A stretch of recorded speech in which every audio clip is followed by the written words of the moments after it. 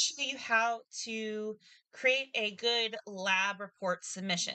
So, the three components to the lab report are going to be the lab handout, which must be completed in your own handwriting, either by going through and printing out the handout and writing it on with pencil or pen or whatever you want, and then using a scanning app such as Adobe Scan to create a PDF from that. Or you can use ink capture like I have here. This is Samsung Note. So I've just written directly on the answer sheet here on the computer. Either way, your handout has to be saved as a PDF.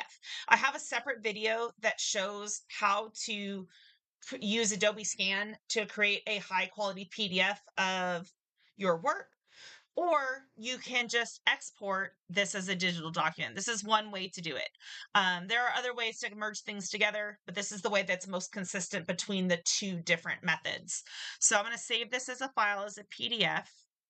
I can save it for however I want. I'm going to call it lab one completed. I'll save that here. So I'm going to save that handout. So now I have a PDF of my handout, either with the ink capture or because I took a scan. The next thing I need to do is create my conclusion. So the conclusion needs to be typed. You do have to use an equation editor for equations. I prefer Microsoft Word. Its equation editor is far superior to Google Docs, but you can also type your conclusion with Google Docs. You can insert an equation really easily with Microsoft Word. You can use LaTeX or anything. There's other apps that you can use to create equations, but I can actually create really good equations here using these fractions. I can use superscripts, and I've even got integrals, all sorts of different things. And I can just type my equation in here. So I can use my equation editor. So however I do my conclusion, there's an example conclusion in the start here section of D2L. You have your conclusion written. The third component is the graphs that you will use um, for your graphical analysis. You can use other data analysis apps. You could use Google Sheets or Microsoft Excel, but I prefer graphical analysis because there is guaranteed to be one lab that neither of those other softwares can actually analyze. You have to use an actual scientific data analysis app, which is what graphical analysis is. And the guide to data analysis will show you how to use it. But let's say I've gone through the effort and I've already created my images. So I'm going to insert a new page here because I want my graphs to be on separate pages from my conclusion. So I'm going to come back up here and I'm going to go and I'm going to insert different ways to do that. I've actually just gone to my file explorer here and I found this is actually I think from a simple harmonic motion lab, and I have this image. So I'm just going to copy this image so that I can paste it into my document. So notice that I have created this nice, awesome document. It's actually put it on the wrong page, so I'm going to move it up to the top. I have my best fit equation here. These are my best fit parameters. I have nice titles for my axis labels. I can see the dots. I can see my best fit curve. It's all nice and clean. If I have another graph, and there's enough room, I could paste it on here, or you could put your graphs on separate pages if there's more than one.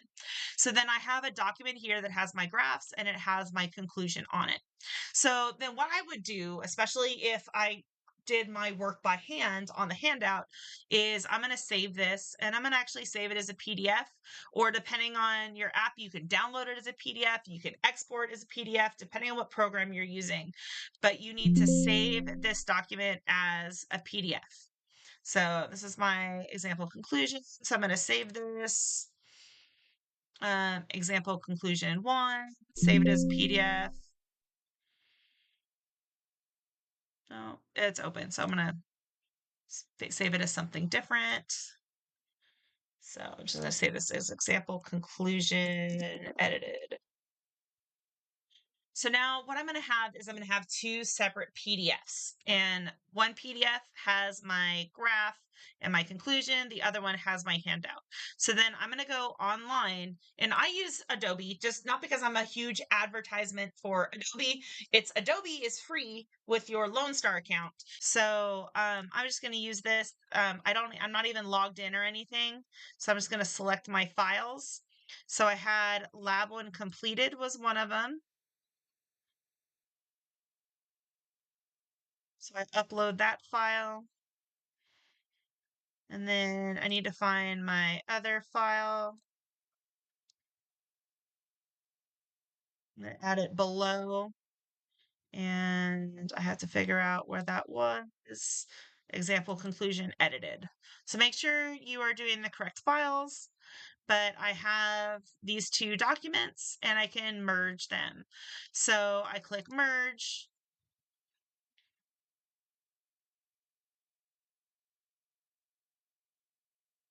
And I can see that I have lab one, Coulomb's law. So I have that entire lab handout here.